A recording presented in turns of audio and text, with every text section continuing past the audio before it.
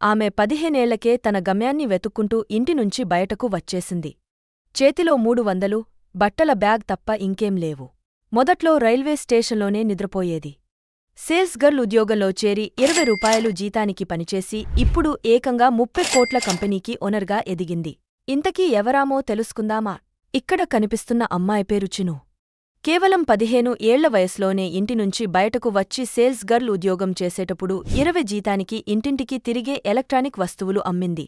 ఆ తర్వాత పలు చిన్న చిన్న ఉద్యోగాలు చేసింది. ఆ తర్వాత ఆమె బెంగళూరుకు మకాం మార్చి మోడల్గా పనిచేసింది. 2008లో మిస్ ఇండియా పేజెంట్ టాప్ 10 ఫైనలిస్టులలో ఒకరిగా నిలిచింది.